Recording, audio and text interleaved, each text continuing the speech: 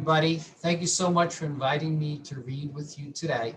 And today we're going to read a very favorite book of mine, Cloudy with a Chance of Meatballs.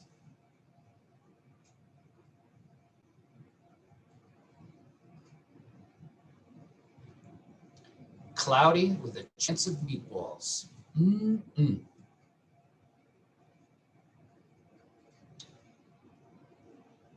We were all sitting around the big kitchen table.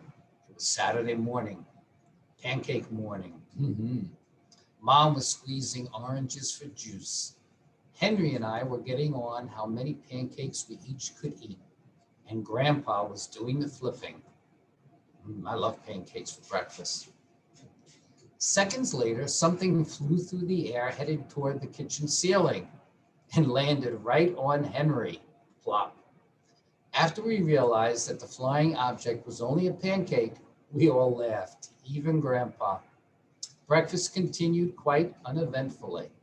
All the other pancakes landed in the pan, and all of them were eaten, even the one that landed on Henry. That night, touched off by the pancake incident at breakfast, Grandpa told us the best tall-tale bedtime story he'd ever told. Across an ocean, over lots of huge bumpy mountains, across 3 hot deserts and 1 smaller ocean, there lay the tiny town of Swallow. In most ways, it was very much like any other tiny town. It had a main street lined with stores, houses with trees and gardens around them, a schoolhouse, about 300 people, and some assorted cats and dogs. But there were no food stores in the town of Swallow.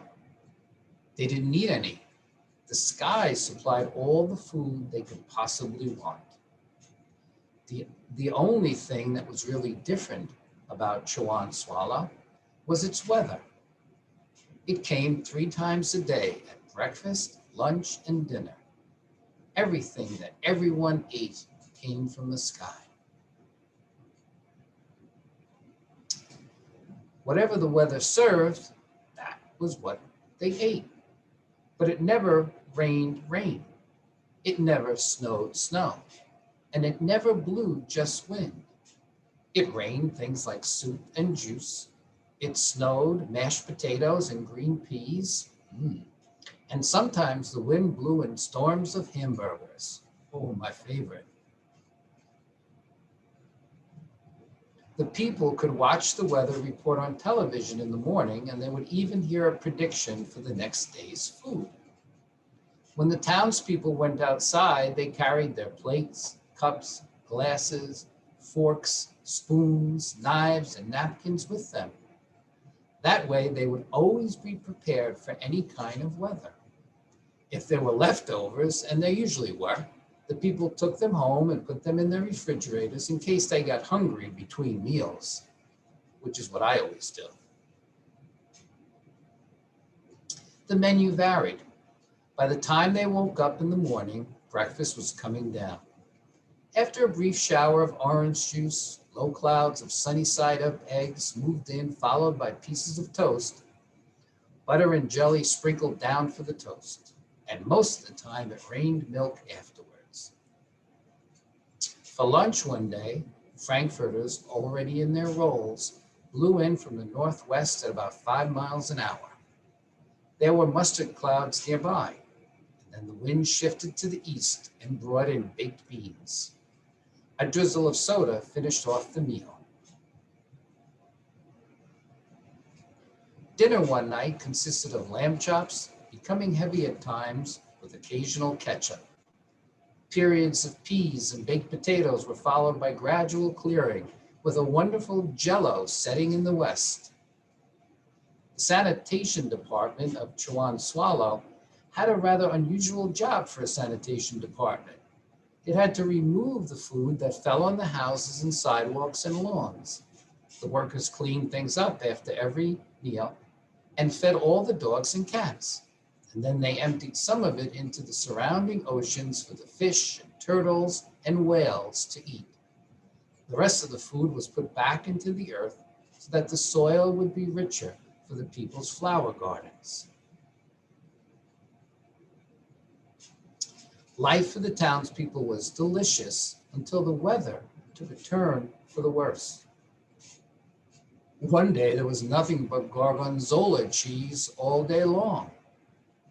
The next day there was only broccoli, all overcooked. Oh my. And the next day there were Brussels sprouts and peanut butter with mayonnaise. Uh-oh, bad weather.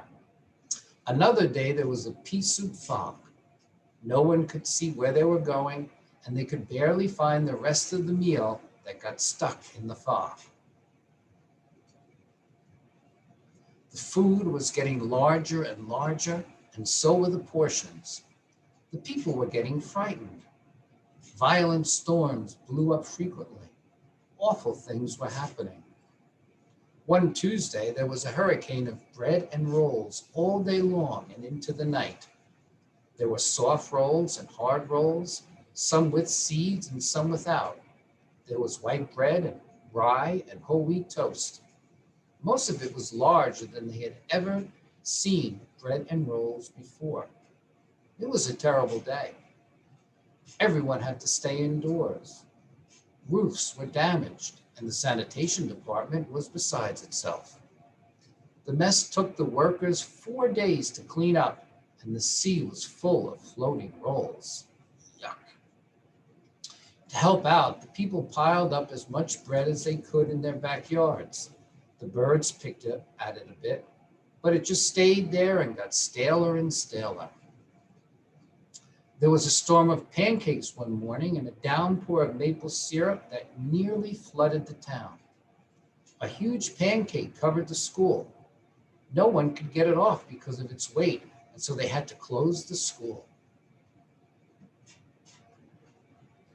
Lunch one day brought 15-inch drifts of cream cheese and jelly sandwiches.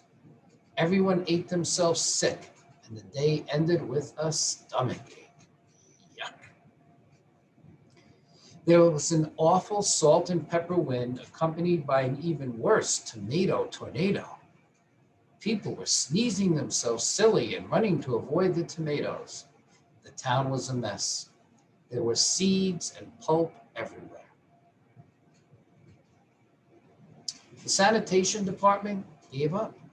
The job was too big. Everyone feared for their lives. They couldn't go outside most of the time. Many houses had been badly damaged by giant meatballs. Stores were boarded up, and there was no more school for the children. So a decision was made to abandon the town of Chihuahua. It was a matter of survival. The people glued together the giant pieces of stale bread, sandwich style with peanut butter, took the absolute necessities with them, and set sail on their rafts for a new land. After being afloat for a week, they finally reached a small coastal town, which welcomed them. The bread had held up surprisingly well enough for them to build temporary houses for themselves out of it. The children began school again, and the adults all tried to find places for themselves in the new land. The biggest change they had to make was getting used to buying food at a supermarket. They found it odd that the food was kept on shelves, packaged in boxes, cans, and bottles. Meat that had to be cooked was kept in large refrigerators. Nothing came down from the sky except rain and snow. The clouds above their heads were not made of fried eggs. No one ever got hit by a hamburger again. And nobody dared to go back to Chihuahua to find out what had happened to it. They were too afraid. Henry and I were awake until the very end of Grandpa's story. I remember his goodnight kiss. The next morning, we woke up to see snow falling outside our window. We ran downstairs for breakfast and ate it a little faster than usual so we could go sledding with Grandpa. It's funny, but even as we were sliding down the hill, We thought we saw a giant pat of butter at the top, and we could almost smell mashed potatoes.